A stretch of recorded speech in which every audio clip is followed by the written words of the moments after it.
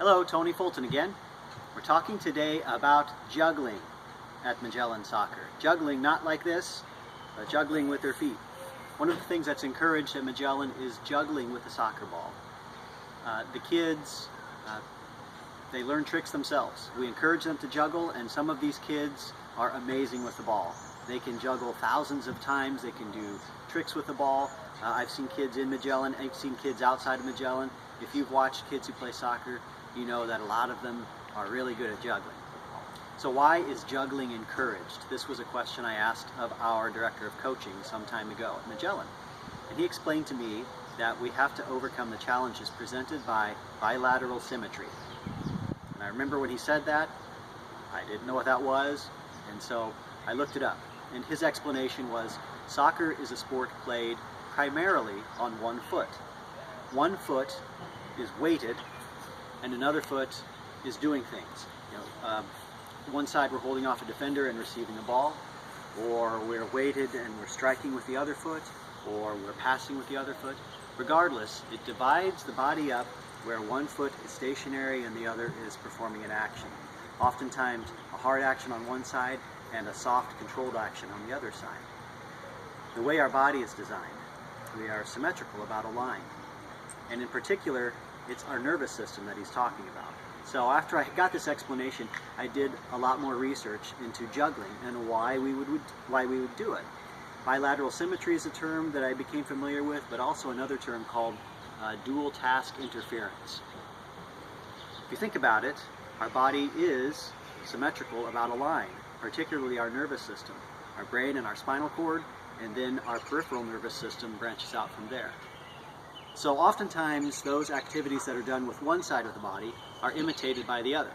You've probably seen this one, and the first time you did that one, you probably struggled with it, but it's possible to train your mind, and specifically to train your body and your mind, the motoneural reaction to your wanting to do this, to actually do it.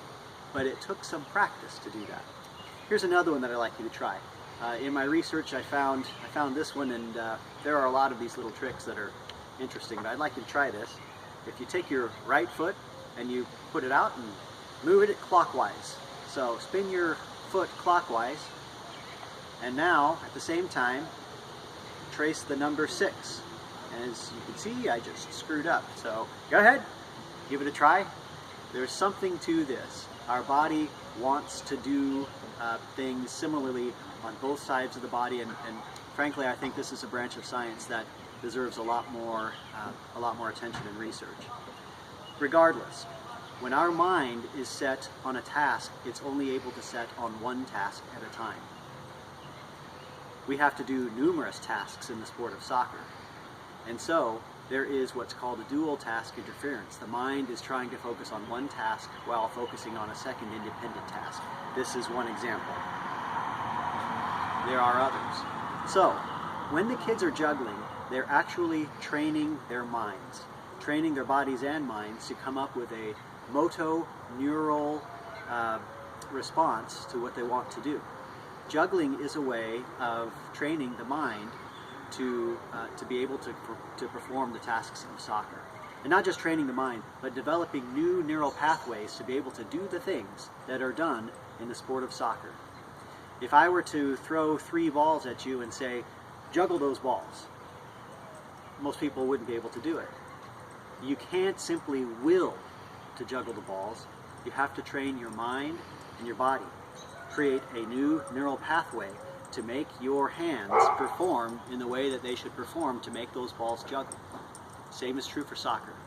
So, when the kids are juggling, I remind them, kids, you're not just juggling, you're training your mind, preparing your nervous system to perform motoneurally, or if that's a word, to do the things that soccer players do. So hopefully you'll do a little research on this, and that's a little lesson and some insight into the thought and design of the Magellan system. So I'll make some more videos about things I've learned along the way, but for now, thanks for listening.